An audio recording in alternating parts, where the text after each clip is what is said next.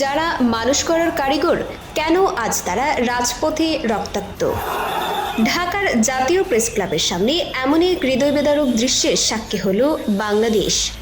নিজেদের ন্যায্য অধিকারের দাবিতে জড়ো হওয়া হাজারো ইবতেদায়ী মাদ্রাসা শিক্ষকের শান্তিপূর্ণ সমাবেশ মুহূর্তেই রণক্ষেত্রে পরিণত হয়।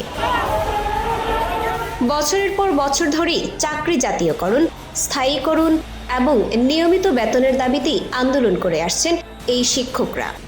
তাদের অনেকেই নামমাত্র বেতনে বা বেতন ছাড়াই নীরবে মানুষ গড়ার কাজ করে যাচ্ছিলেন, কিন্তু দেয়ালে পিঠ ঠেকে যাওয়ায় অবশেষে তারা বেছে নেন প্রতিবাদের পথ।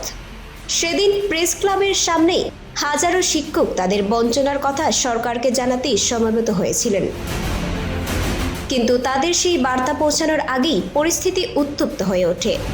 সমাবেশ ছত্রভঙ্গ করতে পুলিশ লাঠিচার্জ, জলকামান এবং সাউন্ড গ্রেনেড ব্যবহার করে। এই অতর্কিত আক্রমণে অন্তত 15 থেকে 20 জন শিক্ষক আহত হন।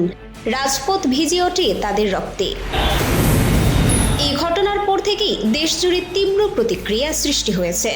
ছাত্র সমাজ ও নাগরিক সমাজের প্রতিনিধিরা শিক্ষকদের উপর এমন বল প্রয়োগের তীব্র নিন্দা জানিয়েছেন এবং অবিলম্বে আলোচনার মাধ্যমে সমস্যার একটি যৌক্তিক সমাধানের জন্য সরকারের কাছে আহ্বান জানিয়েছেন।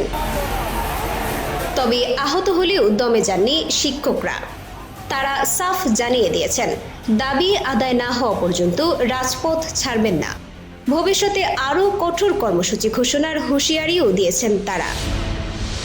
প্রশ্ন হলো, মানুষ গড়ার কারিগরদের এই আর্তনাদ কি কর্তৃপক্ষের কানে পৌঁছাবে, নাকি সংঘাতের এই চিত্রই বারবার ফিরে আসবে আমাদের রাজপথে?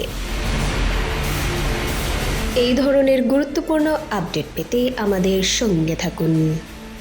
বিজিএন টিভি 24 সংবাদ, যেখানে বিশ্বস্ততা সেখানে।